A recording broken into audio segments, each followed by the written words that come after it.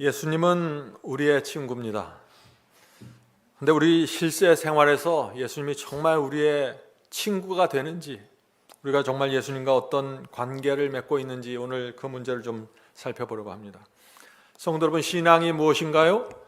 신앙은 관계입니다. 관계입니다. 예수님과 나의 관계입니다. 성경의 지식이 아무리 많아도 예수님과 내가 관계가 맺어지지 않으면 신앙은 벽에 부닥치게 됩니다. 교회를 오래 다녀도 마음이 허무하게 됩니다. 관계가 설정이 안 되면 그런 것입니다. 저도 똑같은 문제를 겪었습니다. 처음 주님을 영접하고 제가 성경을 많이 공부하려고 애를 썼습니다. 그래서 열심히 몇 년 동안 성경을 공부했는데, 그래서 지식이 꽤 많이 올라왔는데 어느 날 어떤 분이 저에게 와서 이런 질문을 하는 것입니다. 제가 이 질문을 받고 무너졌습니다. 선생님은 예수님의 은혜와 사랑에 정말 감사하십니까? 선생님은 예수님이 어떤 관계를 맺고 있나요? 예수님이 어떤 분인지 개인적으로 아십니까? 저는 그 질문을 받고 대답을 하지 못했습니다. 제가 왜 대답을 하지 못했을까요? 예수님에 대해서는 많이 아는데 예수님이 정말 어떤 분인지 제가 몰랐던 것입니다.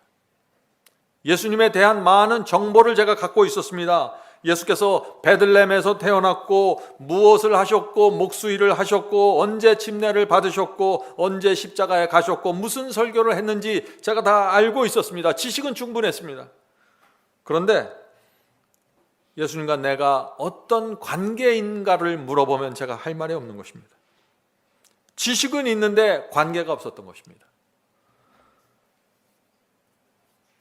성도 여러분, 오늘날 많은 그리스도인들이 제가 겪었던 그 문제를 갖고 있는 것 같습니다. 많은 분들이 비밀 휴거에 대해서 말합니다. 7년 환란을 압니다. 짐승의 표를 안다고 합니다. 베리칩에 대해서 많이 말합니다. 제수익과 일루미나에 대해서 많이 들여다보고 있습니다. 수많은 동영상들이 떠오르고 있습니다. 그런데 예수님이 누구인지 물어보면 사람들이 대답을 못하는 것입니다. 그분이 나에게 어떤 관계가 있는지 물어보면 가만히 있는 것입니다. 요한복음 17장 3절에는 놀라운 말씀을 합니다. 요한복음 17장 3절입니다. 영생은 곧 유일하신 참 하나님과 그가 보내신 자 예수 그리스도를 아는 것이니라.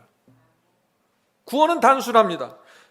영생은 하나님과 그가 보내신 자 곧 그리스도를 아는 것이 영생이라고 지금 말하고 있으니까요. 알면 영생으로 들어간다는 것입니다. 다시 말해서 관계를 가져야만 모든 것이 이루어진다는 것입니다. 어떻게 하면 우리가 예수님을 알 수 있을까요? 어떻게 하면 그분과 내가 개인적인, 인격적인 관계로 들어갈 수 있을까요? 오늘 이 문제를 좀 살펴보려고 하는 것입니다. 어떤 한 청년이 여자친구를 만나게 되었습니다.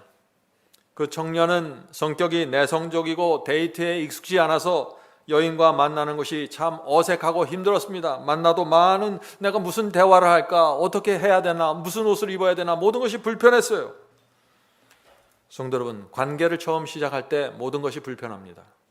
시간이 필요하고 만남이 필요한 것입니다. 그래야 관계가 시작되는 것입니다. 이 두 남녀가 멀리 떨어져 있었습니다. 그래서 이 남자는 편지를 쓰기 시작했습니다. 군대 갔을 때 딱 한 번 엄마에게 편지 쓰고 쓰질 않았는데 여자친구를 만나고 이제 편지를 계속 쓰기 시작하는 것입니다. 편지를 쓰면서 관계가 이어져 갔습니다. 서로가 어떤 사람이고 무엇에 관심이 있고 갖고 있는 인생관이 무엇인지 알게 되었습니다. 두 사람은 멀리 떨어져 있었습니다. 여기서 서울에서 대전 정도 되는 먼 거리였습니다. 편지를 주고받다가 이제 서로 만나게 되었습니다. 먼 거리를 운전하기 시작했죠. 근데 만나서 대화를 하면 시간이 가는 줄 모르는 것입니다. 이 남자는 이 전화를 길게 하는 스타일이 아닌데 그 여자친구와만 대화하면 전화하면 얘기가 길어지는 것입니다. 어떤 때는 밤늦게까지 말하고 대화하다가 집에 돌아올 때 운전을 하면서 졸기도 하는 것입니다. 졸다가 빨간불인지도 모르고 사거리를 지나가서 큰 사고를 당할 뻔했죠. 시간이 지나가면서 이제 이 두 사람은 깊이 이해하게 됐습니다. 이 사람이야말로 내가 내 인생의 나머지 부분을 함께 갈 수 있는 사람이구나 하면서 사랑에 깊게 빠지게 되는 것입니다. 그렇게 되다가 이제 이 두 사람이 만나서 이런 생각을 하는 것입니다. 우리 이제 날마다 이렇게 만날 바에는 차라리 결혼해서 늘 함께 지냅시다. 그래서 이 두 사람이 결혼을 하게 된 것입니다. 그때 그 여자친구가 지금은 사모가 되었다고 합니다. 그리고 그 남자친구는 요즘 유튜브에서 설교를 한다고 해요. 그 여자 사모가 지금 저 뒤에 어디에 앉아 있는 것 같습니다. 성도 여러분, 무엇이 이 두 사람을 그렇게 자주 만나게 했을까요? 그렇게 어색했던 두 사람이 무엇이 남자로 하여금 밤늦게 그렇게 졸면서 운전하게 만들었을까요? 움직이기 싫어하는 사람인데 관계입니다. 무엇이 이 여자로 하여금 전혀 먹고 살 준비가 되어 있지 않는 그 남자에게 자신의 장래를 걸고 맡기려고 결정하게 만들었을까요? 관계입니다. 두 사람의 관계가 깊어지면서 극복하지 못할 위험이 없다고 느껴진 것입니다. 우리가 넘지 못할 장벽이 없다고 생각하게 된 것입니다. 관계입니다. 모든 것은 관계에서 시작되는 것입니다. 이제 30년을 살다 보니까 서로에 대해서 많이 알게 되었죠. 이제 전화해서 묻지 않아도 이 사람이 지금쯤 뭘 하고 있겠구나, 무슨 생각을 하겠구나, 어떤 일이 터졌을 때는 이 사람이 이 일에 대해서 어떤 태도를 취하겠구나, 무슨 생각을 하겠구나 알게 되는 것입니다. 관계입니다. 관계가 되어야만 이런 것들이 소통이 되는 것입니다. 그런데 문제가 있죠. 예수님을 10년, 20년 믿었는데 이런 관계가 이루어지지 않는 것입니다. 예수님에 대해서는 많이 알고 있는데, 성경에 대해서는 많은 교리와 해석을 붙잡고 있는데 예수님 자신을 몰아서 관계가 이루어지지 않는 것입니다. 오늘 많은 분들이 교회를 수십 년 다녔는데 예수님에 대한 관계를 얘기하면 굉장히 어색해하는 것입니다. 당황해하는 것입니다. 왜 그럴까요? 날마다 기도하고 말씀을 읽는데 정작 예수님이 누구인지 물어보면 답답해하는 것입니다. 성도는 관계가 중요합니다. 근데 어떤 관계가 중요하냐면 한 번 관계를 맺고 그대로 가만히 있는 것이 아니라 계속해서 깊어지는 관계를 말하는 것입니다. 성도 여러분, 이 관계는 개념이 아닙니다. 관계는 공부 잘해서 알아가는 게 아니에요. 관계는 신학이나 철학이 아닙니다. 결혼을 공부 잘해서 상대방을 알아내는 게 아니잖아요. 신앙도 공부 잘해서 얻어내는 것이 아닙니다. 저는 처음에 공부 열심히 하면 신앙도 되는 줄 알았어요. 그게 아니더라고요. 관계는 내가 해야 될 일의 체크리스트를 다 만들어 놓고 그거 하나하나 정복해 가는 것이 아닙니다. 관계는 마음과 마음이 만나는 것입니다. 관계는 내 마음과 예수님의 마음이 연결되는 것입니다. 관계는 진심으로 내가 그분을 사랑하는 것입니다. 감사하는 것입니다. 나를 선택해 준 그 상대방에게 모든 것을 주게 되는 것입니다. 관계가 그래서 깊어지면 포도나무에 가지가 연결된 것처럼 요지부동이 되어버립니다. 내 속에 있는 모든 것을 관계를 통해서 주게 되는 것입니다. 이것이 관계신앙입니다. 오늘날 기독교에서 관계신앙에 대해서 많이 말하죠. 굉장히 잘못되어 있는 것이 많습니다.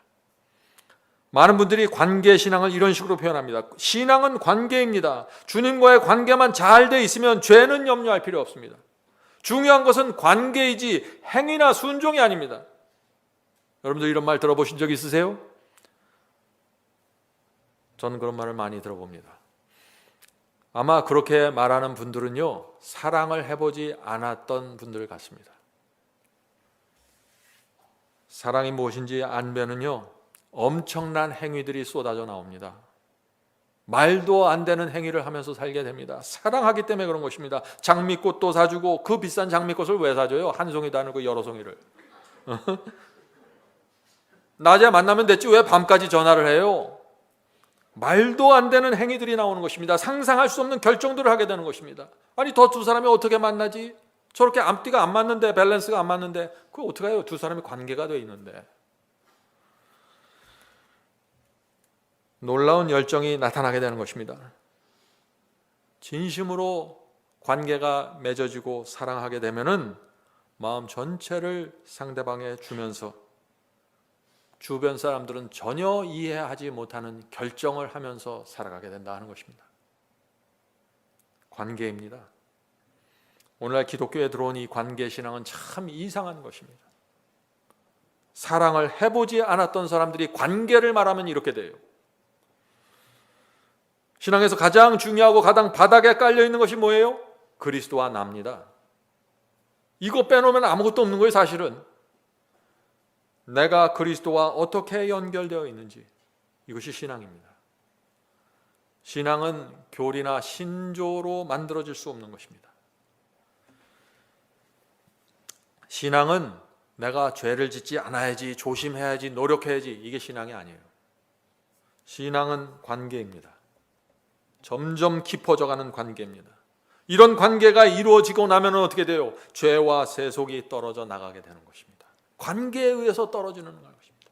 전에는 내가 죄를 사랑했는데, 죄와 관계가 매우 밀접했는데, 이제는 내가 주님과 관계가 너무나 좋고 너무나 밀접해 있으니까 이 관계가 끊어져 나가는 것입니다. 우리는 관계를 통해서 죄와 세상을 정복하는 것입니다. 히브리서 11장에는요 믿음의 용사들이 나옵니다. 히브리서 11장 믿음장이죠. 믿음의 용사들이 나오죠. 노아, 아브라함, 모세, 믿음의 거장들입니다. 많은 사람들이 그분들을 존경하고 나도 어떻게 하면 저렇게 살 수 있을까 고민하죠. 많은 분들이 이렇게 질문하는 것입니다. 어떻게 하면 믿음의 영웅들처럼, 그 히브리서 11장에 나오는 믿음의 영웅들처럼 영적으로 높이 성장할 수 있습니까? 어떻게 하면은 그분들처럼 그렇게 거룩한 생애, 순종의 생애를 살 수 있을까요? 라고 질문하는 것입니다. 주님을 믿는 사람들이라면 이 질문에 대한 답을 갖고 있어야 되는 것입니다. 성도 여러분, 이 질문에 대한 답이 성경에 있습니다. 바로 그 다음 장 히브리서 12장에 그 대답이 나옵니다. 12장 1절과 2절입니다. 이러므로 우리에게 구름같이 둘러싼 허다한 증인들이 있으니 모든 무거운 것과 얽매이기 쉬운 죄를 벗어버리고 인내로써 우리 앞에 당한 경주를 경주하며 믿음의 주님 곧 온전케 하시는 이인 예수를 바라보자. 자, 믿음의 조상들의 가지고 있었던 그 신앙으로 들어가려면 어떻게 해야 된다고 지금 말하고 있어요? 세 가지가 필요하다고 말하고 있는 것입니다. 첫 번째, 얽매이기 쉬운 죄를 벗어버려야 한다는 것입니다. 자, 얽매이기 쉬운 죄가 무엇인가요? 너무나 오랜 세월 동안 나에게 착 달라붙어서 젖은 낙엽처럼 나에게 달라붙어 있어서 내가 그것을 죄인데 죄로 느껴지지 않는다는 것입니다. 얽매이기 쉬운 죄예요. 아주 쉽게 그 죄에 빠져들어가게 된다는 것입니다. 어떤 분들은 쉽게 말을 할 때 과장하는 습관을 갖고 있죠. 얽매이기 쉬운 죄입니다. 주변 사람들은 그렇게 말하면 안 되는데 라고 쳐다보는데 자신은 모르는 거예요. 왜? 너무나 오랜 생활 동안 그렇게 살아왔기 때문에 말이죠. 어떤 분들은 남의 일은 아주 공명정대하고 정확해요. 그런데 자기 일을 들어가면 아주 이기적이고 눈이 가려져 버립니다. 얽매이기 쉬운 죄입니다. 왜요? 너무나 오랫동안 그렇게 살아왔기 때문에. 잘 모르는 것입니다. 내가 무슨 문제를 갖고 있는지. 어떤 분들은 쉽게 오해하는 문제를 갖고 있는 것입니다. 쉽게 그 죄에 빠져들어가요. 왜요? 너무나 오랜 세월 동안 내가 그렇게 살아왔어요. 이 얽매이긴 쉬운 죄를 벗어버리는 사람들이 영적으로 성장하게 된다는 것입니다. 오늘 우리가 이 문제, 어떻게 이 얽매이기 쉬운 죄에서 벗어날 수 있는지 그 문제를 좀 살펴보려고 하는 것입니다. 두 번째는 인내로써 우리 앞에 당한 경주를 경주하며, 자, 인내하면서 경주를 뛰는데 정확한 목표를 갖고 뛰는 것입니다. 어떤 목표를 가져야 될까요? 우리 인생의 목표는 먹든지 마시든지 무엇을 하든지 하나님의 영광을 위해서 하는 것입니다. 우리는 겨우 구원받고 끝날 사람들이 아닙니다. 우리를 향한 하나님의 뜻은 그것이 아니에요. 돈 벌고 생활하고 먹고 사는 일에 할 수 없는 사람들이 우리입니다. 모든 것을 하나님의 영광에 맞춰놓고 내가 그렇게 살아가는 것입니다. 자, 세 번째는 예수님을 바라보아야 한다는 것입니다. 이것이 제가 오늘 강조하고 싶은 이야기입니다. 어떤 분들은 죄를 벗어버리고 열심히 앞을 향해 뛰어가는데, 목적을 갖고 뛰어가는데 예수님을 바라보지 않습니다. 혼자 열심히 뛰어가는 것입니다. 그럼 어떻게 될까요? 방향을 잃어버립니다. 내가 왜 뛰는지 몰라요. 마음은 여전히 허전합니다. 죄를 버리는 것 같은데 마음은 허전합니다. 왜 그래요? 방향을 잃어버린 것입니다. 바라보지를 않았습니다. 성도 여러분, 결국 히브리서 12장 1절이 말하고 있는 것이 무엇인가요? 이것을 말하고 있는 것입니다. 노아, 아브라함, 요셉, 모세와 같은 영적인 사람이 되기 원하면 그리스도를 바라보라는 것입니다. 영적으로 성장하기 원하면 주님을 묵상하고 바라봐야 합니다. 왜냐하면 실질적인 관계는 거기서 이루어지기 때문이죠. 여러분이 교리 공부를 하고 돌아서서 세상으로 나가서 살면은 관계는 없습니다. 성경의 진리를 이해하고 돌아서서 나가버리면 관계가 맺혀질 시간이 없는 것입니다. 성경을 공부하셨나요? 주님을 바라보고 묵상하는 시간을 가지셔야 됩니다. 이 말씀이 내 인생에 무슨 의미가 있는지 깊이 고민하고 바라보는 시간이 필요한 것입니다. 어떤 분들은 성경을 나는 열심히 읽는데 영적으로 성장하지 않습니다 라고 고민합니다. 왜 성장하지 않을까요? 성경만 읽는 데서 끝났습니다. 바라보질 않았어요. 묵상하는 시간이 없습니다. 어떤 분들은 이렇게 생각하죠. 나는 환상을 보고 꿈을 꾸고 또 방언도 열심히 하는데 나는 주님과 깊은 관계가 있는 것이 아닙니까? 틀렸습니다. 관계는 그렇게 맺는 것이 아닙니다. 관계는 인격적으로 이루어지는 것입니다. 신랑이 신부를 만나는 것입니다. 신부가 신랑을 만나는데 어떻게 인격적인 만남 외에 시간을 충분히 갖고 대화하고 교제하는 것 외에 다른 방법으로 가까워질 수 있을까요? 히브리서 12장은 그리스도를 우리가 바라보아야 하는데 어떤 그리스도를 바라보아야 되는지 아주 정교하게 설명을 합니다. 자, 어떤 그리스도를 바라봐야 되는지 히브리서 12장 2절 3절 읽겠습니다. 믿음의 주요 또 온전케 하시는 이인 예수를 바라보자. 자, 이 예수가 어떤 예수인지 설명합니다. 저는 그 앞에 있는 즐거움을 위하여 십자가를 참으사 부끄러움을 개의치 아니하시더니 하나님의 보좌 우편에 앉으셨느니라. 자, 어떤 그리스도를 바라봐야 한다고 했습니까? 그 앞에 있는 즐거움을 위하여 십자가를 참으신 그리스도를 바라보라고 지금 호소하고 있는 것입니다. 그 앞에 있는 즐거움이 뭐예요? 저와 여러분이 이 십자가의 피에 의지해서 구원받는 그 모습입니다. 예수께서 십자가에 달리셔서 내가 여기서 죽더라도 나는 사라지지만 내 피를 통해서 구원받을 그 영혼들을 바라보면서 저와 여러분을 바라보면서 십자가의 끝까지 남아있기로 달려있기로 결정했다는 것입니다. 그런 주님을 바라보면서 신앙하라는 것입니다.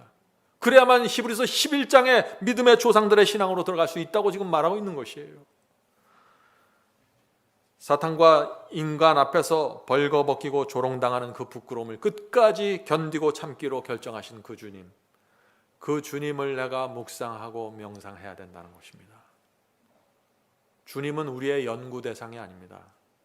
주님은 우리가 바라봐야 될 대상입니다.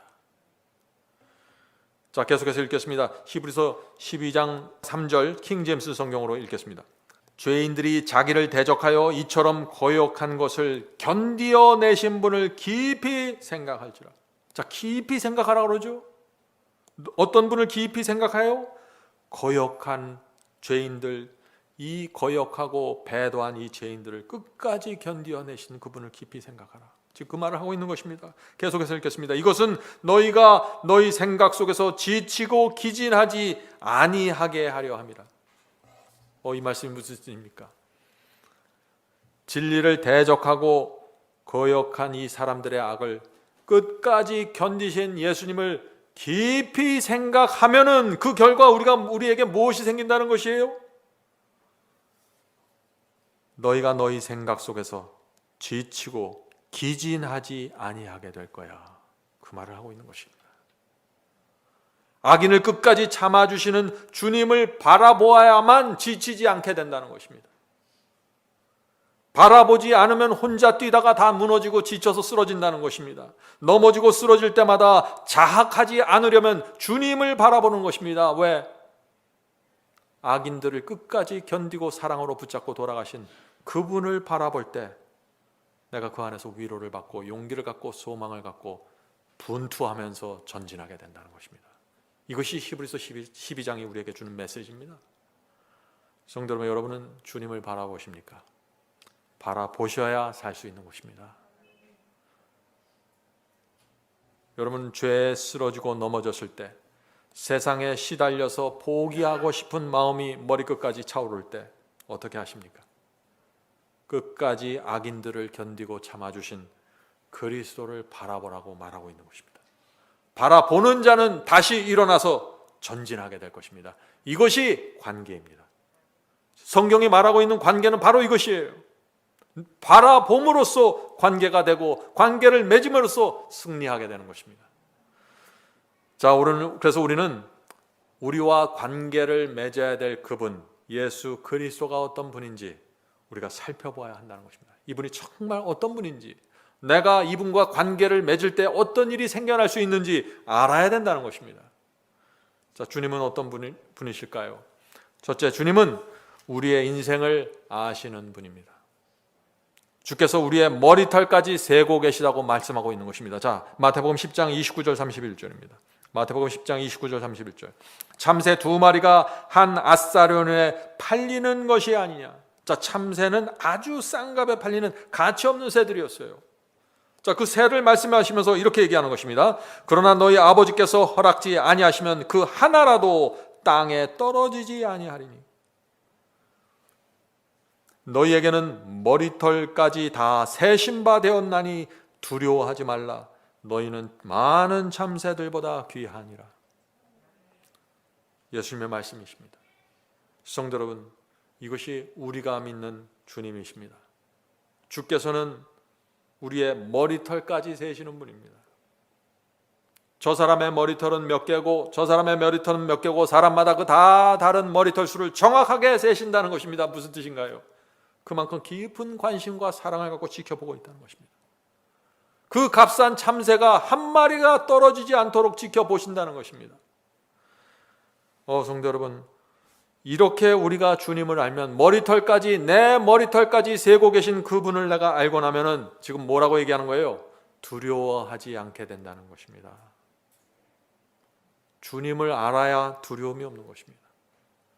내 비즈니스가 무너지고 내 직장이 흔들리고 경제가 흔들리고 내 건강이 무너져도 주님을 알고 나면은 주여 제 마음에 두려움이 사라지네요. 이렇게 말할 수 있다는 것입니다. 관계입니다. 관계에서 모든 것이 극복되고 정복돼 가는 것입니다. 세상이 무너질 때 관계에 집중하셔야 돼요.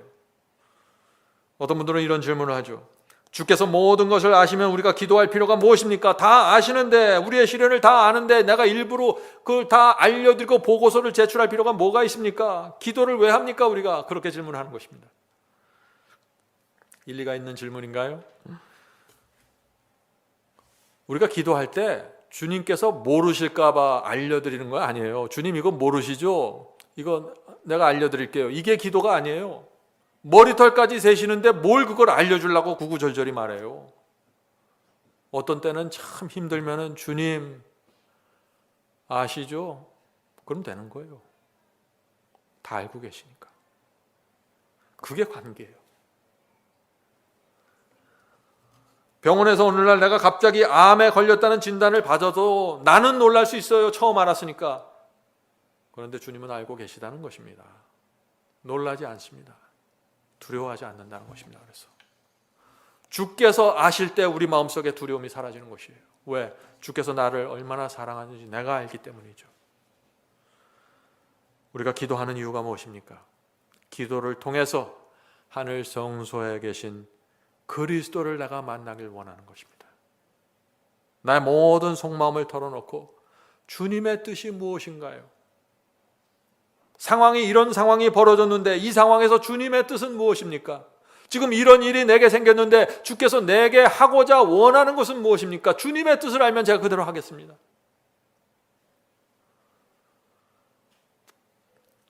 이것이 관계입니다. 관계는 물어보는 것입니다. 상대방의 의도와 상대방의 뜻과 상대방의 마음이 무엇인지 물어보는 것입니다. 그리고 답을 받는 것입니다. 이것이 관계입니다. 그래서 우리가 기도하는 것입니다.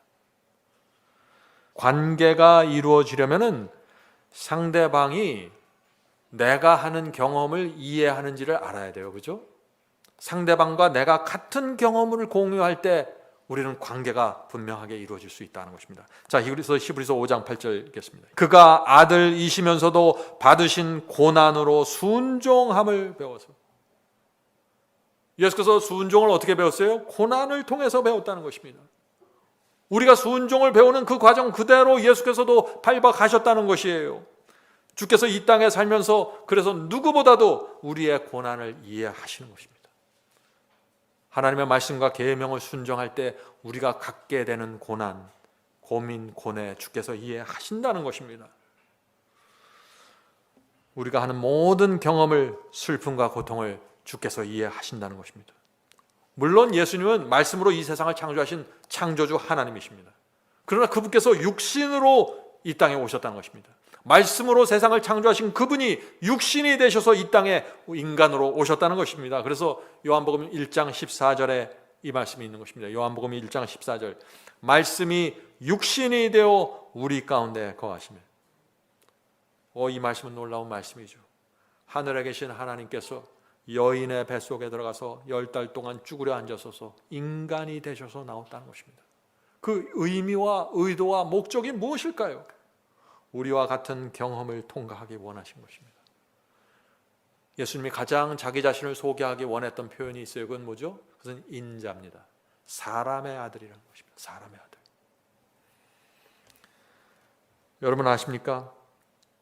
주님께서는 모든 것을 갖춘 부유한 가정에서 자란 분이 아니시죠.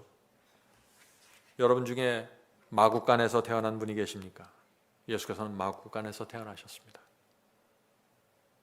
태어나자마자 헤롯 왕의 살해를 피하기 위해서 도망쳐야 됐습니다. 의붓 형제들 사이에서 배척받으면서 살았습니다. 친척들의 인정을 전혀 받지 못했습니다. 우리는 태어나기 전에 내가 태어날 가문을 선정하지 않지만 예수께서는 내가 이 땅에 내려올 때, 하나님의 아들이 이 땅에 내려올 때 어떤 가문, 어떤 환경, 어떤 집안에서 태어날 것을 결정하고 내려오신 것이에요. 왜 대제사장의 가문에서 태어나지 않았을까요? 왜 부잣집에서 안 태어났을까요? 왜 아무도 정말 이 유대 나라에서 인정하지 않는 가난한 그 가정에서 태어났을까요? 가난한 자에게 소망을 주기 위해서 오신 것입니다. 이 세상에서 인정받지 못하는 사람들에게 소망을 주기 위해서 그 길을 선택하신 거예요. 이 세상에서 가장 어려운 자와 내가 관계를 맺기 원한다는 의미입니다. 그것이. 마가복음 3장 21절 보겠습니다. 마가복음 3장 21절. 예수의 친족들이 듣고 그를 붙들러 나오니 이는 그가 미쳤다 함일러라. 예수님의 친족들이 지금 예수님을 어떻게 해요? 미쳤다고 생각하는 것입니다. 예수님은 인정받던 분이 아니에요. 가족 안에서도, 친척들 안에서도, 동네에서도. 예수님은 가난한 동네에서 자랐습니다. 나사렛이 어떤 곳인가요? 유대 나라 사람들은 다 나사렛이 어떤지 알아요. 거긴 가난하고 추한 동네입니다. 저속한 사람들이에요. 삼류입니다. 거기서 예수께서 자라신 것입니다. 예수님의 삶은 쉬운 삶이 아니었습니다. 온갖 도전을 받으면서 살았습니다. 누구보다도 인생의 쓴맛을 그래서 깊이 들어가서 맛보신 분이에요. 그래서 우리가 관계를 맺을 수 있는 것이에요. 이 우주 최고의 왕인데 이 지구 최바닥에 내려가서 살아보시는 것입니다. 관계 맺기 위해서 말이죠. 내가 너를 이해한다. 성도 여러분, 주께서는 우리를 아십니다. 우리가 어떤 고민을 하면서 이 세상을 통과해야 되는지 주께서는 아시는 것입니다. 어떤 분들은 이런 얘기를 합니다. 내 주변에 아무도 나를 이해하지 못합니다. 나는 학교에서도 왕따였고 사회에서도 나 혼자입니다. 누구도 나를 이해할 수 없습니다. 근데 아세요? 예수님도 항상 혼자였습니다. 주변 사람들 중 누구도 예수님을 이해한 사람은 없어요. 심지어 자기 어머니 마리아까지도 예수님을 이해하지 못했습니다. 예수님의 사명과 사역을 이해하지 못했어요. 유대교회 전체가, 사회가 예수님을 인정하지 않았고 핍박했습니다. 결국 십자가에 매달렸습니다. 자기 민족에 의해서 말이죠. 자기가 다니던 그 교회가 자기를 십자가에 못 박은 것입니다. 성도 여러분, 오늘 제가 왜 예수님에 대해서 이렇게 설명하고 있습니까?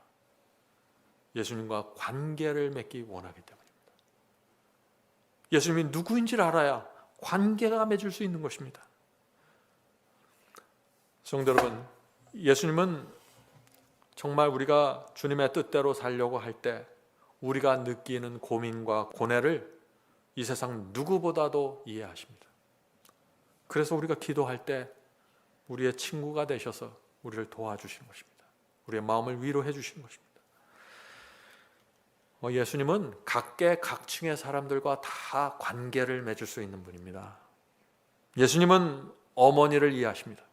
어머니가 갖고 있는 부담과 짐을 이해하세요. 왜요? 어머니 마리아는 가난과 싸웠습니다. 30년 동안 어머니 곁에 살면서 어머니가 가난과 어떻게 싸우는지, 그가 어떻게 고생하는지 지켜보았습니다. 아이를 키우고 식사를 준비하고 가족을 돌보는 그 어머니의 수고 옆에서 다 지켜보았습니다. 과다한 일로 지쳐서 쓰러져 있는 어머니의 피곤함을 예수님은 아십니다. 그래서 십자가에 돌아가실 때까지 그 슬픔과 두려움에 떨고 있는 어머니를 그 제자 요한에게 맡기면서 이 여인을 내 어머니처럼 모셔달라고 부탁하는 것입니다. 예수님의 마음에 어머니에 대한 사랑과 동정이 있었습니다. 관계를 맺을 수 있는 것입니다. 이 세상의 어머니들은 예수님과 관계를 맺을 수 있어요. 성도 여러분, 주께서는 어머니만 아시는 것이 아니죠. 아버지의 마음도 잘 이해하십니다. 이 세상 아버지들 얼마나 힘들어요? 아버지 요셉의 목수일을 하면서 일을 얼만큼 많이 해야 돈을 벌 수 있다는 사실을 깨달으셨습니다. 돈 버는 일이 쉽지 않다는 것, 매달 돈이 필요하다는 사실 예수께서 다 아십니다. 예수께서도 돈을 버셔야 됐고 먹어야 살 수 있었던 인간이셨습니다. 그래서 우리에게 날마다 일용한 양식을 공급해 주시겠다고 약속하시는 것입니다. 예수님은 우리의 필요와 고뇌를 아시고 우리 인생 속에서 짊어져야 될 짐을 무엇인지 이해하십니다. 그래서 우리가 관계를 맺을 수 있는 것입니다.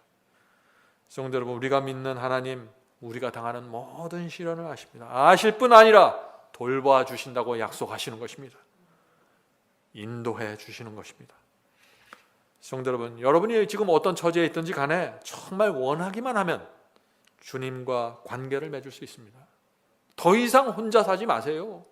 더 이상 교리 외워갖고 성경 해석 들고서 살아가지 마세요. 그것이 필요합니다. 그것은 주춧돌이에요. 그러나 관계가 있어야 돼요. 그래야 내가 붙들고 있는 교리와 성경 해석이 살아서 움직이고 나를 끌고 가게 되는 것입니다. 한 번은 예수께서 결혼과 이혼에 대해서 중대한 말씀을 하고 계셨어요. 이 중요한 이슈이기 때문에 사람들이 관심을 갖고 모여들었습니다. 근데 그때 어떤 사람들이 아이들을 데리고 왔죠. 예수님께 데려오신 거예요. 예수님께 나온 것입니다. 그때 제자들이 아이들이 오는 것을 막았어요. 지금 이렇게 중요한 일을, 지금 중요한 말씀을 나누고 있는데 아이들이 와서 시끄럽게 하면 이건 문제가 된다는 것이죠. 그때 예수께서 그 맡고 있는 제자들을 향해서 이렇게 말씀하십니다. 마태복음 19장 14절 15절입니다. 마태복음 19장 14절 15절. 예수께서 가라사대 어린아이들을 용납하고 내게 오는 것을 금하지 말라. 천국이 이런 자의 것이니라 하시고 저 위에 안수하고 거기서 떠나시니라. 예수께서는 아이들도 사랑하십니다. 깊은 관심을 가지시고 그 바쁜 생애 동안에 그들에게 안수를 다 해주시고 껴안아 주시고 그 길을 또 갈 길을 가셨다는 것입니다. 성도 여러분, 제가 지금 무엇을 말하고 있습니까? 사복음을 우리가 살펴보면은 예수께서 자신에게 가까이 오는 사람들, 그것이 의도적으로 왔거나 의도되지 않았거나 나에게 가까이 오는 사람을 단 한 번도 거절하지 않았다는 것입니다. 심지어 아이들까지도, 엄마 손에 붙잡혀 있는 아이들까지도 껴안아주고 안수하고 보내는 것입니다. 도움이 필요한 영혼들, 도움받고서 찾아오는 이 영혼들 단 한 사람도 예수님을 만나지 않고 도움을 받지 않고는 떠나지 않았다는 것입니다. 그래서 예수께서 가는 곳마다 사람들이 모여든 것입니다. 만일 제가 사람 만나는 걸 싫어하고 사람들이 만나서 대화하면 피하고 그러면 누가 나에게 오겠어요? 예수님은 그런 분이 아니었어요. 성도 여러분, 왜 예수께서 그 하찮은 아이들까지, 하찮은 아낙네들까지 모두 오면 다 만나서 대화하고 그들의 문제를 해결해 주었을까요? 왜 그랬을까요? 지금 하늘에 계신 하나님은 예수님을 통해서 우리는 너희를 도와주는 사람들이야. 도와주는 신이야. 내가 너희를 도와주기 원한다. 관계를 맺자. 지금 이 메시지를 예수님의 생애를 통해서 계속해서 주고 있는 것입니다. 이 유대교회 지도자들이 예수님을 그렇게 많이 반대했죠. 핍박했습니다. 그러나 도움이 절실했던 사람들은 다 예수께 나와서 질문했고 대답을 얻었고 도움을 받았어요. 우리도 지금도 마찬가지입니다. 우리가 진짜 원하면은 예수께 가서 관계를 맺게 될 것입니다. 더 이상 외롭게 살지 않게 될 것입니다. 예수께서 끊임없이 사람들을 만나고 도와주신 이유 여러분들 이해하시겠죠? 누구든지 나에게 오기만 하면 도움을 받을 수 있다는 메시지를 계속해서 사람들에게 전해주는 것입니다. 그래서 우리도 주님께 가야 하는 것입니다.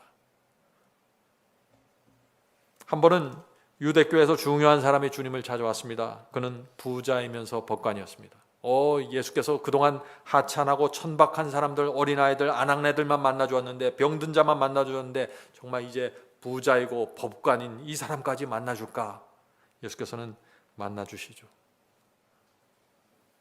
이 부자 법관은 오랜 세월 동안 예수님을 지켜보았습니다. 예수께서 천한 사람들의 질문을 다 받아주고 살펴주고 도와주는 장면들을 다 보면서 이분이야말로 순결하고 거룩한 분이시구나. 내가 이분께 가면 도움을 받을 수 있겠구나 하고 찾아온 것입니다. 그래서 이 부자 법관이 무슨 질문을 합니까? 마태복음 19장 16절이죠. 이 질문은 유대 교단 누구에게도 묻지 않았던 중요한 질문입니다.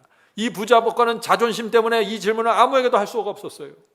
아니, 바리새인으로서 내가 성경을 이렇게 많이 알고 있는데 이제 내가 영생에 대해서 누구한테 질문을 한단 말인가? 아무한테도 질문을 할 사람이 없었어요. 그런데 예수께 와서 이 질문을 하는 것입니다.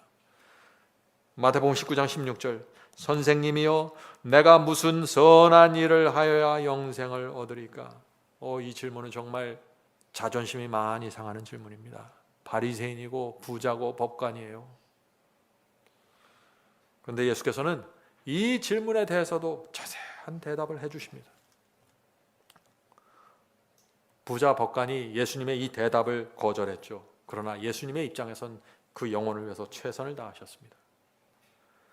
성도 여러분, 가난한 사람들, 힘없는 사람들만 예수님의 관리 대상이 아닙니다.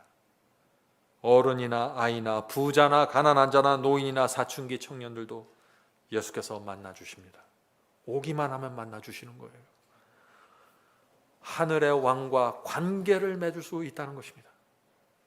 여러분들 이제 성경을 볼 때 성경을 읽는 최종적인 목적을 주님과 관계를 맺는 데 가지셔야 되는 것입니다. 성도 여러분, 사람들이 이 주님을 이해하지 못하는 이유가 무엇일까요? 예수님을 잘 이해를 못해요. 분명히 좋긴 좋은 분 같은데 이해가 안 되는 거예요. 왜 그럴까요? 이 세상에 없는 사랑을 가지셨기 때문이죠. 무조건적인 사랑을 가지신 것입니다. Unconditional love입니다. 조건이 없어요. 사랑을 베풀기만 하는 것입니다. 그래서 사람들이 이해를 못하는 거예요. 저거 진짠가? 어디까지 저게 유지가 될 수 있을까? 저런 사랑이. 현실적으로 이해를 못하는 것입니다. 그래서 우리는 이 주님의 사랑이 뭔지 이해를 해야 되는 것입니다. 그래야 관계를 맺을 수 있어요. 상대방에 대한 의문이 있을 땐 관계가 이루어지지 않습니다. 여러분은 악한 습관을 가지고 있습니까? 예수님은 여전히 사랑하십니다. 죄 중독에 걸려 있습니까? 예수께서 여전히 사랑하십니다. 불신자도 사랑하시고 신자도 사랑하십니다. 예수님은 모든 사람을 사랑하십니다. 모든 사람과 관계를 맺고 싶어 하십니다. 예수께서는 주님을 버리고 세상을 향해 달려가는 젊은이들도 사랑하십니다. 예수님은 자녀를 잘못 길러서 신앙을 떠나게 해서 고민하는 부모들도 사랑하십니다. 불쌍히 보시죠. 예수께서는 자기밖에 모르는 이기심으로 똘똘 뭉친 그 사람들도 여전히 불쌍히 여기고 사랑하십니다. 예수님은 이 학교와 세상에서 완전히 따돌림 받은 그런 사람들도 사랑하십니다.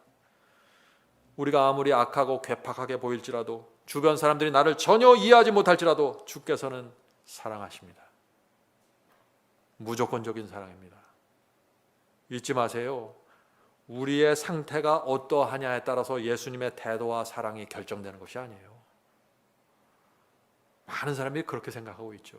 왜? 사람들은 그렇게 생각하니까. 내가 무엇을 하든지 내가 어떻게 살든지 그것이 나를 향한 주님의 마음을 바꿔놓지를 못합니다. 주께서 나오는 이 사랑은 본능에서 나오는 사랑이기 때문에 그렇습니다. 이 사랑은 누구도 막을 수 없는 사랑이에요. 많은 사람들이 이런 얘기를 합니다. 나는 그런 사랑을 믿을 수가 없습니다. 어떻게 그런 사랑이 있을 수 있습니까? 나는 주님께 중요한 사람이 아닌데 나 같은 사람은 어떻게 저 부자나 저 잘 나가는 사람과 똑같이 나를 사랑할 수 있나요? 주께서 이 세상 누구도 그렇게 하질 않는데. 주님은 그런 분이 아니라는 것입니다. 오해를 푸셔야 돼요. 10손가락을 물어서 아프지 않은 손가락이 없다고 하잖아요. 우리 사람들도. 예수님의 마음에 중요하지 않는 사람은 없습니다. 모든 사람을 사랑하지만 그 모든 사람이 예수님의 마음에 분명한 한 자리를 차지하고 있습니다. 집사님도 그 마음속에 분명히 한 자리를 차지하고 있는 것입니다. 이 장로님도 그 마음에 분명히 한 자리를 차지하고 있는 것입니다. 우리 모두, 이 세상 모두 주님의 마음속에 분명한 한 자리를 차지하고 있다는 것입니다. 그래서 그 자리에 문제가 생기면 예수님의 마음에 그렇게 고통이 있는 것입니다. 만일 우리가 스스로 주님의 구원과 은혜를 저버리고 멸망당한다면 그 한 자리가 예수님의 마음속에서 영원한 고통으로 남게 된다는 것입니다. 잃어버린 자녀 때문에 평생 마음에 빈 마음을 갖고 살아가는 어머니들처럼 예수님도 그렇다는 것입니다. 이 사랑은 영원한 것이기 때문에 그래요. 우리가 주님의 사랑이 무엇인지를 안다면 우리가 이렇게 살지를 않을 것입니다. 깊은 관계로 들어갈 것입니다. 우리가 잘났든지 못났든지 말이죠. 성도 여러분, 많은 분들이 오해를 해요. 내가 의롭게 되고 성화된 다음에 그때 내가 주님께 나가서 관계를 좀 떳떳하게 맺어봐야지. 오해입니다. 틀렸습니다. 있는 그대로 가야 되는 것입니다. 그래서 신앙은 오늘 지금 시작할 수 있는 것입니다. 주님과의 관계는 지금 가능한 것입니다. 오늘 많은 사람들이 이 면에 있어서 큰 오해를 하고 있어요.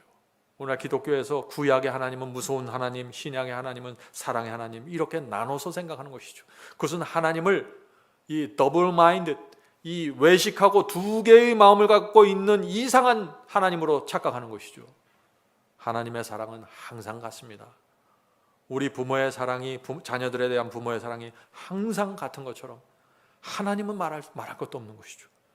예레미야 31장 3절 4절 보겠습니다. 예레미야 31장 3절 4절. 나 여호와가 옛적에 이스라엘에게 나타나 이르기를 내가 무궁한 사랑으로 너를 사랑하는 거로. 이게 구약 성경입니다. 구약 성경에 무궁한 사랑으로 사랑을 했다고요. 인자함으로 너를 인도하였다 하였느니라. 전혀 이스라엘아, 내가 다시 너를 세우리니 내가 세움을 입을 것이요. 이 타락하고 배도한 이스라엘을 향해서 무궁한 사랑을 갖고 와서 내가 너를 다시 세워주겠다. 다시 시작하자. 이것이 구약의 하나님의 사랑입니다. 항상 동일한 사랑이죠. 그래서 바울이 하나님의 사랑을 또 이렇게 표현합니다. 로마서 8장 31절 32절. 로마서 8장 31절 32절입니다. 그런즉 이 일에 대하여 우리가 무슨 말하리요? 만일 하나님이 우리를 위하시면 누가 우리를 대적하리요? 아멘 아닌가요? 하나님께서 우리를 위하시기 때문에 아무도 우리를 대적할 자가 없다고 지금 외치는 것입니다. 계속해서 자기 아들을 아끼지 아니하시고 우리 모든 사람을 위하여 내어주신 이가 어찌 그 아들과 함께 모든 것을 우리에게 은사로 주지 아니하시겠느냐. 놀라운 말씀 아닌가요? 하나님께서 우리를 위하여 당신의 아들까지 십자가에 내주셨는데 아낄 것이 무엇이냐는 것입니다. 줄 거 다 줬는데, 지금 가장 중요한 것을 줬는데 더 이상 주지 못할 것이 뭐가 있냐. 하나님이 우리를 위해 서 있으면 무서울 것이 하나도 없다는 것입니다. 여러분, 무서운 게 무엇입니까? 경제가 무너지나요? 건강이 무너집니까? 도대체 무엇이 문제입니까? 하나님께서 우리와 함께 하시면 대적할 것이 없다고 했는데. 관계입니다, 여러분. 정말 관계로 들어가세요. 두려움과 외로움과 속상함과 황당함과 모든 것을 초월하고 극복하게 되는 것입니다. 관계입니다. 성도 여러분, 하나님께서 주실 수 있는 최고의 관심과 사랑을 우리에게 주시는 것입니다. 이것을 잊지 마세요. 자기 아들을 아끼지 아니하시고 모든 사람을 위하여 내어주신 이가 어찌 그 아들과 함께 모든 것을 우리에게 주지 아니하시겠느냐. 이 말씀을 붙잡고 사십시오. 하나님께서는 어제와 오늘과 내일이 같은 분이십니다. 2000년 전에 십자가에 달리신 그 예수께서 지금도 나와 함께 하시고 나를 구원하기 위하여 하늘의 천사들을 움직이고 계신다는 사실 잊지 마시기 바랍니다. 하늘 도성 들어가는 날까지 하나님의 사랑은 변치 않습니다. 자, 로마서 8장 37절 39절 보겠습니다. 로마서 8장 37절 39절. 이 모든 일에 우리를 사랑하시는 이로 말미암아 우리가 넉넉히 이기느니라. 자, 우리가 넉넉히 이기는 이유가 뭐예요? 우리를 사랑하시는 이로 말미암아. 우리를 사랑하기 때문에 내가 이길 수 있다는 것입니다. 관계 때문에 내가 이긴다는 것이에요. 사망이나 생명이나 천사들이나 권세자들이나 현재일이나 장래일이나 능력이나 높음이나 깊음이나 다른 아무 피조물이라도 우리를 우리 주 그리스도 예수 안에 있는 하나님의 사랑에서 끊을 수 없으리라. 성도 여러분, 인간의 언어로 이것보다 더 어떻게 하나님의 사랑을 분명하게 말할 수 있을까요? 아무것도 끊을 수 없다는 것입니다. 이 세상 무엇도 말이죠. 하나님은 사랑이시란 것입니다. 여러분은 이 사랑을 받으시겠습니까? 이 사랑을 받으셔야 돼요. 이 사랑을 믿으셔야 됩니다. 이 사랑을 믿고 받으면은 그 사랑이 나를 감동시켜서 관계가 맺어지게 되는 것입니다. 그런데 하나님의 사랑을 끊을 수 있는 자가 이 우주 전체에서 딱 한 사람이 있어요. 그게 누구예요? 그게 나입니다. 내가 끊고 돌아설 수 있는 것입니다. 당자처럼 끊고 돌아설 수 있는 것입니다. 그러면 아버지는 눈물을 흘리면서 바라볼 수밖에 없는 것입니다. 성도 여러분, 여러분 자신이 그 사랑을 끊지 않는 한 그 사랑은 여러분이 마지막 호흡을 내쉴 때까지 따라갈 것입니다. 두려워하지 마세요. 하나님은 반드시 여러분을 구원하고 하늘로 데려가기 위해서 움직이실 것입니다. 요한복음 8장을 보겠습니다. 요한복음 8장에는 또 엄청난 사건이 나옵니다. 예수께서 감람산에 가셨는데 아침이 되었습니다. 사람들이 예수님의 말씀을 듣기 위해서 모였습니다. 자, 이 장면은 무엇인가 하면은 지금 유대인들은요, 가난한 자는 하나님의 복을 받지 못했고 다리를 저는 자는 하나님의 사랑이 함께하지 않고 문둥병 걸린 사람들은 하나님께 저주를 받았다고 생각했어요. 그런 모든 생각들을 갖고 있었는데 예수께서 완전히 그 생각을 뒤집어 버린 것입니다. 가난한 자에게 하늘이 있다고 설명하시고 가난한 자를 사랑하시고 다리 저는 자를 고쳐주셨어요. 하나님의 사랑이 그들과 함께 있다는 것을 보여주신 것입니다. 눈먼 자를 눈 뜨게 만들어 주셨어요. 이 유대 사람들은 다 그들이 저주를 받았다고 생각했는데 예수께서 그들을 다 고쳐주시는 것입니다. 먹여주시고. 그런데 그 모든 능력을 보면 그 원천은 하늘에서 왔다고밖에 믿을 수 없는 것입니다. 죽은 자를 살리고 저는 자를 일으키시고 문둥병 자를 고치는데 그 능력이 도대체 이 우주 어디서 오겠어요? 이 사람들에게 하늘에서밖에 오는 것입니다. 하나님께로부터 이 능력이 온 것입니다. 그것은 다 확실한 것이죠. 그래서 예수께서 가난한 자를 축복하고 절름발이를 일으키고 문둥병자를 고치면서 유대인들이 갖고 있던 생각을 완전히 뒤집어 엎은 것입니다. 그러자 유대교회에서 큰 논쟁이 벌어진 것이에요. 왜냐하면 그 당시 유대교회 지도자들이 바리새인들이 가르쳤던 그 설교들과 정면으로 충돌하는 것입니다. 저건 틀림없이 하나님의 능력인데 하나님이 어떻게 저런 분이냐? 우리가 배웠던 가르침이 잘못된 것이 아닌가? 우리가 거짓 복음에 기만당한 것이 아닌가 그동안? 이런 엄청난 일이 생긴 것입니다. 유대교회 안에. 그래서 그런 상황에서 바리새인들이 하나의 자신들의 가르침을 증명하기 위해서 한 여인을 데려왔는데 그 여인이 누구예요? 현장에서 간음하다 붙잡힌 여인입니다. 하나님은 이 여인을 용서할 수 없다고 믿는 것입니다. 그것이 바리새인들이 전했던 복음이에요. 요한복음 8장 3절부터 4절입니다. 요한복음 8장 3절부터 4절. 서기관들과 바리새인들이 간음 중에 잡힌 여자를 끌고 와서 가운데 세우고, 자, 예수께서 계시고 사람들이 모여 있는데 그 가운데 간음한 여인을 끌고 와서 그 안에 세웠다는 것입니다. 그 가운데 세우고 예수께 말하되 선생이여, 이 여자가 간음하다가 현장에서 잡혔나이다. 틀림없다는 것이에요. 성도 여러분, 이 상황이 보이시죠? 유대교에서 가장 거룩하게 보이는 이 바리새인들이 한 여인을 땅에 질질 끌고 오는 것입니다. 이 간음한 현장에서 붙잡혔기 때문에 이 여인은 옷도 제대로 걸치지 못했을 것입니다. 어머니들이 그래서 아이들이 보지 못하게 눈을 가리고 막았을 것입니다. 모든 사람들이 지금 바리새인들이 던진 이 도전에 대해서 예수께서 이 여인을 어떻게 처리하는 것을 바라보면서 기다리고 있는 것입니다. 하나님의 복음이 맞는지, 그 당시 바리새인들이 전했던 그 거짓 복음이 맞는지 지금 여기서 보자는 얘기예요. 지금 예수께서 어떻게 하셨습니까? 예수께서는 다시 한번 하나님의 사랑을 보여주시는 것입니다.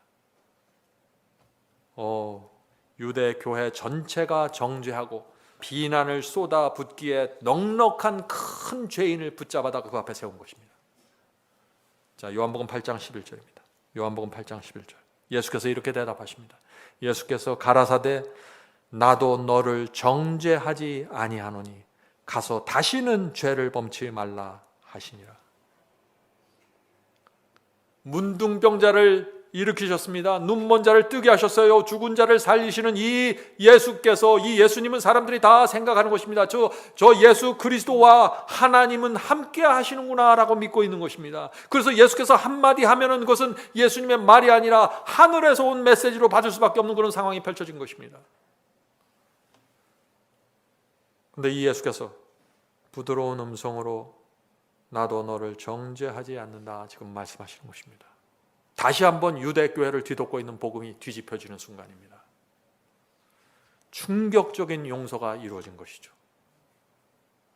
무서운 정죄를 기다리고 있었는데 사람들은 이해할 수 없는 말이 나온 것입니다. 그래서 서로 얼굴을 바라보면서 이해할 수 없다는 표정을 하고 있는 것입니다. 어떻게 이럴 수가 있을까? 어떻게 저 사람이 용서받을 수 있는가? 이건 말이 안 되는 거 아닌가?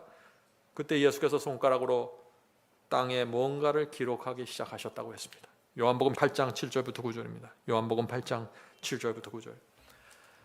가라사대 너희 중에 죄 없는 자가 먼저 돌로 치라 하시고, 예수께서는 거기에 있는 사람들의 마음을 다 읽으셨습니다. 너희 중에 죄가 없으면 먼저 돌을 들어라. 그 말을 하시고 다시 몸을 굽히사 손가락으로 땅에 쓰시니, 자, 예수께서 땅에 뭔가를 쓰셨다는 것입니다. 무엇을 쓰셨을까요? 그 자리에 모여있는 사람들 중에 죄가 없다는 증거를 다 쓰셨을 것입니다. 저 왼쪽 저 자리에 있는 사람들, 네 죄 쓰는 것입니다. 바닥에 너 쓰는 것입니다. 너 쓰는 것입니다. 거기에 있는 사람들의 죄를 하나씩 쓰면서 자기 죄가 기록될 때마다 다 그 자리를 떠나는 것입니다. 계속해서 읽겠습니다. 몸을 굽히사 손가락으로 땅에 쓰시니 저희가 이 말씀을 듣고 양심의 가책을 받아 어른으로 시작하여 젊은이까지 하나씩 나가고 오직 예수와 그 가운데 섰던 여자만 남았더라. 다른 사람들은 다 떠났습니다. 예수님과 여인만 남게 되었다는 것입니다. 이 떠난 사람들이 무슨 생각을 했을까요? 한 사람 한 사람 떠나면서 그들 마음속에 이런 생각을 했을 것입니다. 하나님께서 어떻게 이런 여인까지 용서해 줄 수 있단 말인가? 우리가 교회에서 들었던 기별은 그것이 아닌데 하나님께서 용서하지 못할 사람이 없다는 것인가? 어떻게 저런 죄인을 불쌍히 여기고 동정할 수 있는가? 하나님께서는 간음한 여인에게도 희망을 주는 분인가? 하나님의 사랑에는 경계선이 없는가? 도대체 경계선이 없는가? 성도 여러분, 오늘날에도 많은 사람들이 이런 의문을 하나님을 향해서 갖는 것입니다. 하나님의 사랑에는 경계선이 어디입니까? 어디까지 용서해 줍니까? 내 죄가 용서받을 수 있나요? 내가 이렇게 나쁜 짓을 했는데 이렇게 오랜 세월 동안 계속해서 하나님을 향해서 질문하는 것입니다. 그래서 예수께서 유대교회 전체가 최악의 죄인이라고 생각했던 그 여인의 죄를 보면서 나도 너를 정죄하지 않으니 이렇게 선언해 주시는 것입니다. 이래야 소망이 생기니까 말이죠. 이 가늠한 여인이 용서받자 이 소식이 급속히 퍼져나갔습니다. 어떤 사람들에게 퍼져나갔을까요? 그 당시 정죄받아서 길을 못 피고 살던 사람들에게 퍼져나간 것입니다. 예루살렘 성 밖에 살던 사람들입니다. 그 당시 유대 교회로부터 죄인으로 낙인이 찍혀서 오랫동안 예루살렘 성전에 가서 그 성전 속에 들어가서 예배를 드리지 못했던 수많은 사람들이 있었습니다. 평생 눈치를 보면서, 교회 지도자들의 눈치를 보면서 살았습니다. 유대 교회로부터 완전히 격리된 사람들이죠. 그런데 그들이 여기저기 모여서 예수께서 현장에서 간음하다 붙잡힌 여인을 용서하셨다는 그 말을 듣게 된 것입니다. 이들 마음속에 무엇이 생겼을까요? 희망이 생긴 것입니다. 그래서 그들이 이렇게 말하는 것입니다. 현장에서 간음하다 붙잡힌 그 여인도 용서받았다면 우리도 용서받을 수 있는 것이 아닌가? 그 여인이 정죄받지 않았다면 우리도 이 길고 긴 정죄로부터 풀려날 수 있는 것이 아닌가? 주님은 유대 교회에 있는 보통 사람들과는 다른 분이구나. 하나님께서 정말 이런 분이라면 우리에게도 희망이 있는 것이다. 하나님 감사합니다. 이제부터 저희가 다시 시작하겠습니다. 교회와 세상은 우리를 정죄하고 손가락질 할지라도 하나님께서 용서하시면 우리는 그것으로 만족하겠습니다. 우리의 영혼에 하늘의 평강을 허락해 주시옵소서.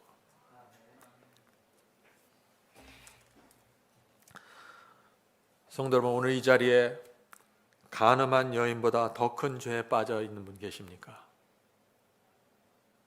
염려할 필요 없습니다. 주님께 나오시면 관계를 맺을 수 있습니다.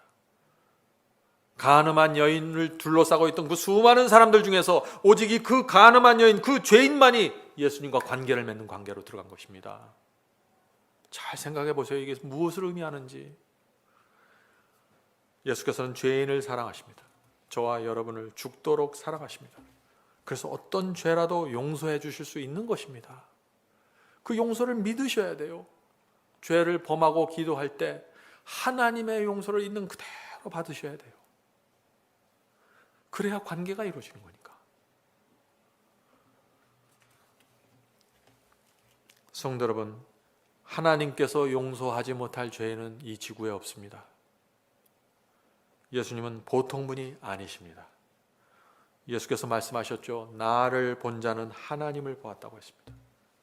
예수께서 용서하시면 하나님께서도 용서하시는 것입니다. 성령께서 용서하시고 이 삼위는 같은 분이십니다.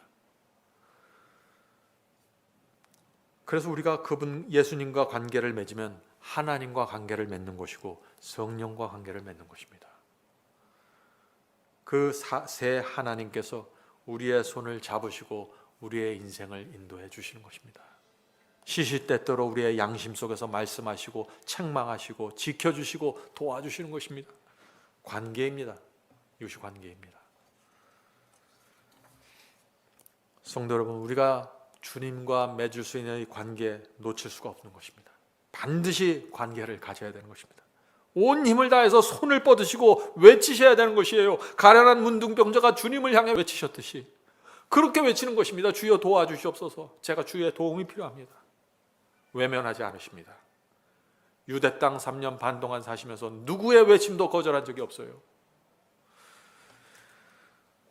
놀라운 것은요, 있는 그대로 가도 받아주신다는 것입니다. 있는 그대로 가도 말이죠. 문둥병자도 있는 그대로 갔을 때 받아주셨습니다. 눈먼 자도 있는 그대로 갔어요. 내가 시력이 좋아야 되는데 안약이라도 몇 방울 떨어뜨리고 가야지. 그런 사람 하나도 없어요. 안진뱅이도 있는 그대로 갔을 때 고침을 받았습니다. 있는 그대로입니다. 있는 그대로 주님께 가야 되는 것입니다. 많은 분들이 이렇게 생각해요. 내가 주님 앞에 가기 전에 먼저 회개하고 열심히 순종하고 내 마음을 잘 수양을 해서 깨끗하게 잘 닦은 다음에 그 다음에 내가 주님께 가서 관계를 좀 맺어봐야지. 틀렸습니다. 그래서 안 되는 것입니다. 그래서 안 되는 것이에요. 있는 그대로 가셔서 모든 자존심과 수치심 내려놓고 주님께 다 고백하시고 주여 제가 이런데 저도 용서받을 수 있겠죠. 관계가 들어가는 것입니다. 여러분. 완전한 용서를 받으시고 완전한 해방을 맛보세요. 그래야 관계가 이루어지는 것입니다. 오늘 많은 분들이 교회를 수십 년 다니고 주님께 수백 번 기도를 하지만 그 완전한 용서를 받지 못해서 관계로 들어가지 못하는 거예요. 항상 죄에 대한 고백을 하고 기도로 올려보내면서 이거 용서해 주실까 하면 또 가는 거예요. 관계가 안 되는 것이죠. 그렇게 되면 모든 영적인 경험은 주님께 가야만 가능한 것입니다. 주님 앞에서 이루어지는 것이에요. 내가 영적인 경험을 만들고 주 앞에 가는 것이 아니라 그 앞에 가서 이루어지는 것입니다. 왜 그 앞에 가야 이루어질까요? 그 앞에 가야 주님이 어떤 분인지 알잖아요. 주께서 정죄받은 여인도 용서해 주셨고 문둥병자도 고쳐주셨고 누구도 고쳐주셨고 누구도 용서하셨고 그 모든 것을 볼 때 주께서 나도 용서해 주시겠구나, 나도 껴안아 주시겠구나, 그런 결론을 얻고 나오는 것입니다. 성도 여러분, 성경의 복음은 이것입니다. 간단합니다. 나도 너를 정죄하지 아니하노니 가서 다시는 죄를 범치 말라. 이것이 성경의 복음입니다. 이 말씀을 하시는 예수님의 마음을 받으셔야 되는 것입니다. 어떤 마음으로 이 말씀을 하셨을까요? 많은 사람들이 예수님의 이 말씀을 또 오해해요. 항상 사람들은 예수께서 무슨 말씀을 하면 자꾸 뒤집어서 자기 수준에서 생각해요. 그래서 문제가 생기는 거예요. 이게 어떻게 생각하나요? 그 수십 년 동안 그 간음하면서 죄 가운데 살았던 여인에게 어떻게 다시는 죄를 범치 말라는 그런 무리한 요구를 할 수 있는가? 내가 그럴 줄 알아서 용서는 하는데 다시 죄 범하지 말라고 다구치잖아. 예수님 그런 분이라니까. 항상 이렇게 생각하는 거예요. 이 주님의 말씀을, 주님의 마음을 알아야 이 말씀이 이해가 되는데 주님의 말씀을 펴놓고 그 말씀을 이해할 때는 자기 수준으로 이해해버려요. 그래서 항상 오해가 생기는 것입니다. 이게 주님의 말씀의 뜻은 이것이에요. 주께서는 네가 다시 죄를 범하면 내가 너를 사랑하지 않겠다라고 말한 게 아니에요. 무슨 뜻인가? 이것입니다. 나는 너를 믿는다. 너는 이제부터 다른 사람이 될 거야. 내 용서는 네 마음에 희망과 용기와 생명을 줄 거야. 나와 온 하늘이 앞으로 너를 도와줄 거야. 너는 이제부터 다른 사람으로 살 수 있어. 용기를 가져. 이게 다시는 죄를 범하지 말라는 주님의 마음 아닌가요? 한 번만 더 죄 범하면 용서 딱 없어. 사랑하지 않을래. 이게 아닙니다. 자, 그래서 교회를 오래 다녀도 성경을 아무리 통독해도 예수님의 마음과 그분의 성품을 이해하지 못하면 관계를 맺질 못하는 것이에요. 여기서 관계를. 주님과 관계를 맺지 않은 상태에서 교회를 다니는 게 얼마나 힘든 일인지 아세요? 저는 제가 관계가 맺혀지지 않을 때 교회를 다니는 게 나한테 큰 짐이 되었습니다. 외로웠습니다. 진리를 많이 아는데, 말씀을 많이 아는데 관계가 없는 것이에요. 얼마나 힘들까요? 성도 여러분, 이제 주님께 나오시기 바랍니다. 더 이상 머뭇거리지 말고 교리 붙잡고 있으려고 하지 말고 그대로 예수님께 나오셔야 돼요. 있는 그대로 예수께서 여러분을 따뜻하게 맞이해 주실 것입니다.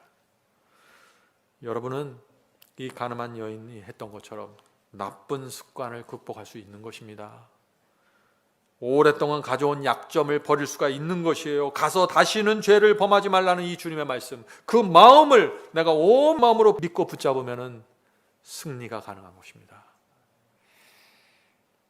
이 가늠한 여인이 예수님께로부터 나도 너를 정죄하지 않겠다, 가서 다시는 죄를 범하지 말라라는 이 주님의 음성을 들었을 때 이 여인의 마음속에 무슨 생각이 떠올랐을까요? 나는 오랫동안 천박하게 살아온 여인인데 돈을 바꿔서 몸을 팔면서 내가 살아왔는데, 그런데 문둥병자를 고치시고 안진뱅이를 일으키신 이 주님께서, 이 하나님의 능력을 가진 이 주님께서 내가 이 죄에서 떠날 수 있다고 말씀하시는가? 내가 정말 그럴 수 있을까? 주님이 나 같은 죄인을 믿어주시는 거구나. 주여, 제가 이 죄를 버리기 원합니다. 주께서 저 같은 죄인을 믿어주시니 다시 시작하겠습니다. 새 인생을 살겠습니다. 이것이 관계입니다. 더 이상 외롭게 살지 마시고 주 앞에 나오게 되길 제가 간절히 바랍니다. 우리가 잊지 말아야 될 것이 있습니다. 주께서 말씀하실 때는 항상 능력이 함께 온다는 것입니다. 원수를 사랑하라고 명령하셨을 때 원수를 사랑할 수 있는 마음과 능력을 하나님께서 주시는 것입니다. 하나님의 모든 명령에는 순종할 수 있는 능력이 포함되어 있습니다. 약속입니다. 그래서 바울도 그 약속을 붙잡고 이렇게 말하는 것입니다. 빌립보서 4장 13절, 내가 능력 주시는 자 안에서 내가 모든 것을 할 수 있느니라. 하나님의 약속과 능력을 붙잡고 이 말을 하는 것이죠. 어떻게 승리가 가능할까요? 주님을 바라보아야 하는 것입니다. 주님을 바라본다는 것이 무엇인가요? 주님을 생각하는 것입니다. 함께 시간을 보내는 것입니다. 주님이 정말 어떤 분인지 우리가 보아야 하는 것입니다. 주님의 성품과 인품을 보아야 하는 것입니다. 주님의 사랑과 자비와 용서가 어떻게 이루어지는지 그것을 잘 살펴보세요. 그분이 세심한 돌보심을 한번 살펴보세요. 주님께서 나를 믿어주시고 끝까지 도와주신다는 사실을 확인할 때까지 성경을 보십시오. 그래서 성경 속에서 주님을 내가 보고 알게 되면은 성령께서 우리의 마음을 감동시켜서 주님을 위해서 살고자 하는 마음의 충동과 거룩한 소원을 만들어 주시는 것입니다. 이것이 관계입니다. 관계예요. 신앙을 오해하면 안 돼요. 많은 사람들이 주님을 정말 열심히 따라가려고 하는데 오해에서 벗어나질 못하는 것이에요. 그것은 이것입니다.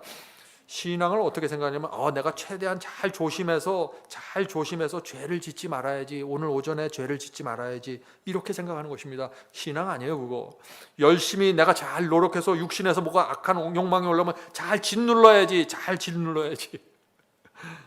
신앙 아니에요. 신앙은 뭐예요? 주님을 위해서 사는 것이에요. 관계가 맺어졌기 때문에. 내가 주님을 알게 되었어요. 관계가 맺었어요. 난 주님을 배신할 수 없어요. 주님이 내 인생의 모든 것이에요. 그래서 난 주님을 위해서 살아가겠습니다. 이것이 신앙이에요. 관계를 통해서 이 모든 것이 이루어지는 것입니다. 성도 여러분, 주님을 바라보셔야 됩니다. 나를 사랑하시고 믿어주시고 끝까지 지켜주시는 그 주님을 바라보세요. 그러면 깊은 살아있는 관계로 들어가게 됩니다. 관계를 맺으려면요, 세 가지가 필요합니다. 이 세 가지 중에 하나가 빠져도 안 돼요. 첫째, 말씀을 살피셔야 됩니다. 많은 분들이 말씀 밖에 나가서 주님을 바라보려고 하죠. 엉뚱한 주님을 바라보게 됩니다. 말씀을 살피세요. 둘째, 기도하십시오. 기도할 때 그냥 기도하지 말고 말씀을 살피고 말씀을 붙잡고 기도하세요. 주께서 이런 말씀을 주셨는데 이 말씀의 의미가 무엇인가요? 이 말씀이 내게 이루어지려면 제가 어떻게 해야 됩니까? 알려주시옵소서. 기도하세요. 말씀을 붙잡고. 셋째, 주님을 바라보면서 묵상하십시오.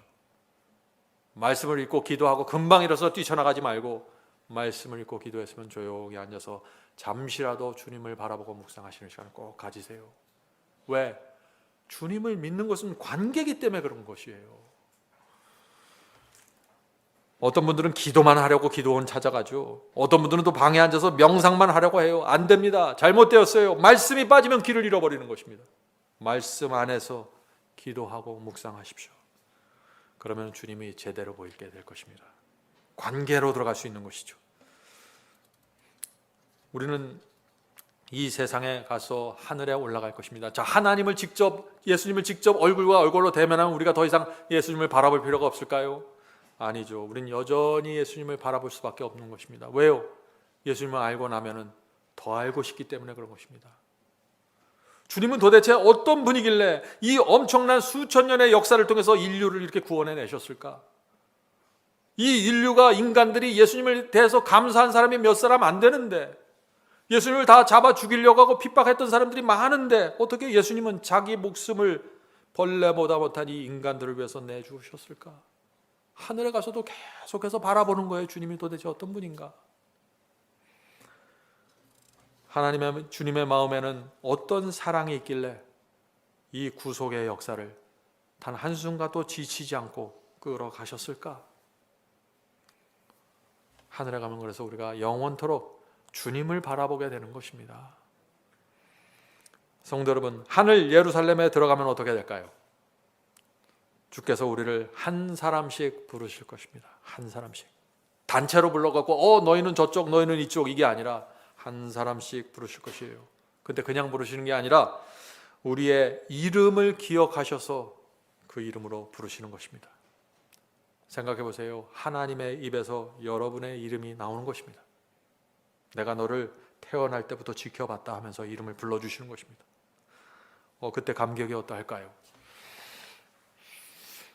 천천만만의 천사들이 도열해 있는데 하나님의 호명을 받고 보호자 앞으로, 그 하나님의 보호자 앞으로 나가는 우리를 천사들이 지켜보면서 우리를 바라볼 것입니다. 하나님께서 보호자에서 일어나셔서 우리를 껴안아 주실 것입니다. 그리고 우리의 귀에 이렇게 말씀하실 것이요, 아무개야, 착하고 충성된 종아, 사랑한다, 수고했다, 잘했다. 그때 천사들이 우리의 이름이 새겨진 면류관을 갖고 다가올 것입니다. 예수께서 그 면류관을 받아서 우리의 머리 위에 쓰려고 할 때 우리는 예수님의 손에 난 못자국을 보게 될 것입니다. 예수님의 못자국을 가장 가까이서 눈앞에서 보게 될 것입니다. 그때 우리가 무슨 생각을 하게 될까요? 나는 이 면류관을 쓸 자격이 없구나. 내가 한 게 무엇이 있다고. 나에게 그 많은 기회가, 시간이 주어졌는데 나는 정말 하질 못했는데 내가 이 면류관을 쓸 자격이 없습니다 라고 말하게 될 것입니다. 우리가 그래서 주님의 발 앞에 엎드려서 주 앞에 이렇게 고백하게 될 것입니다. 주여, 이 면류관은 내 것이 아닙니다. 주님의 것입니다. 주께서 승리하신 것입니다. 주께서 십자가에 못 박히셨기 때문에 저희가 여기 하늘에 온 것입니다. 주께서 우리 대신에 저주를 받으셨기 때문에 저희가 이곳에 있는 것입니다.